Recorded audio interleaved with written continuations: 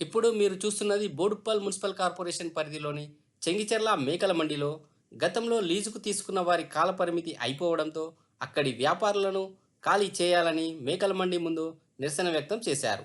ఈ సందర్భంగా బాధితులు మాట్లాడుతూ గత 30 సంవత్సరాలుగా మేకలు వాటి సౌదాలు నమ్ముకొని జీవనం సాగిస్తున్న సుమారు 30,000 కుటుంబాలను టెండర్ల మార్పు పేరుతో జీవితాలను రోడ్డున పడేయొద్దని, ప్రభుత్వం టెండర్లు యథావిధిగా కొనసాగించుకొని అందులో వ్యాపారం చేసుకుంటున్న చిరు వ్యాపారులకు లైసెన్సులు జారీ చేయాలని, ఈ మండిపై ఆధారపడి బతుకుతున్న కుటుంబాలకు న్యాయం చేయాలని ప్రభుత్వ పశు సంవర్ధక శాఖ అధికారులను విజ్ఞప్తి చేశారు.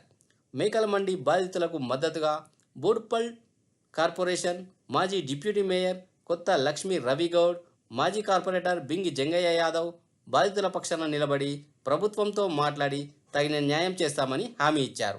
ఆ వీడియో ఇప్పుడు మీరు చూస్తున్నారు.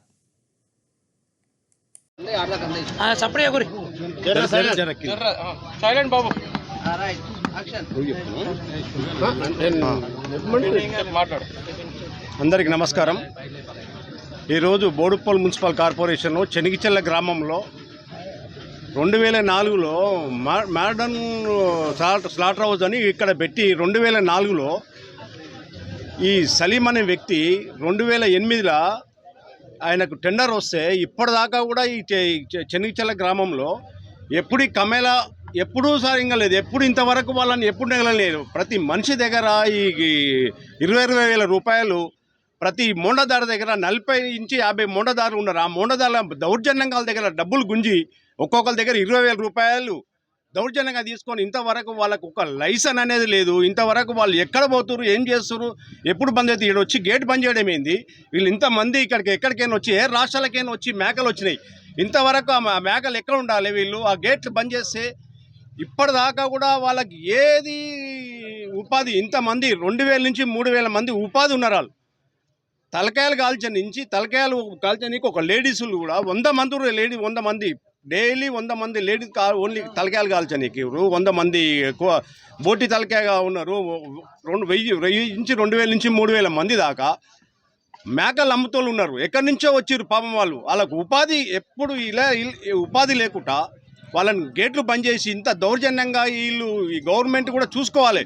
వీళ్ళు ఎక్కడ పోతారు? ఈ మండి ఇన్ని రోజులు నడిచింది, ఇప్పుడు ఎందుకు బంద్ చేస్తారు? వాళ్ళని కూడా కంటిన్యూ ఇచ్చుకుంటా. మీరు ఎవరికని ఇచ్చుకోరు, వాళ్ళని ఎవరు వద్దంటలేరు, వాళ్ళు ఎవరికి అబ్జెక్షన్ లేదు వాళ్ళతో. మీరు ఎవరికని ఇచ్చుకోరు, ఏమైనా చేసుకొని మీరు ఇంతవరకు ఆ మిషన్లు అన్నారు, ఆ మిషన్లు ఎక్కడ పోయినా అవి ఎక్కడ పోయినా వీళ్ళని కనీసమైన వాళ్ళకు ఉపాధి ఉండాలి కదా. వాళ్ళకు ఉపాధి లేకుండా 2,000 నుంచి 3,000 మంది ఎక్కడ పోతారు?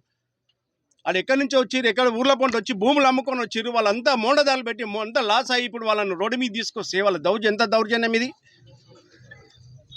ఎట్లా యథావిధిగా వాళ్ళకు ఉపాధి ఎట్లా ఉన్నదో అదే ప్రకారంగా వాళ్ళకు ఉపాధి కల్పించాలి.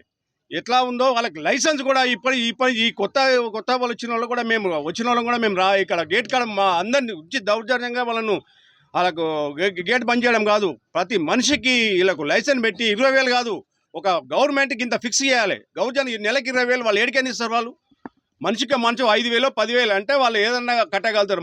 ప్రతి మనిషి దగ్గర 20,000 రూపాయలు తీసుకుంటే ఎంత దౌర్జన్యం అది! అది కూడా ఒకటి చాలా గమనించాలి గవర్నమెంట్. వాళ్ళకు ఒక లైసెన్స్ ఇవ్వాలి.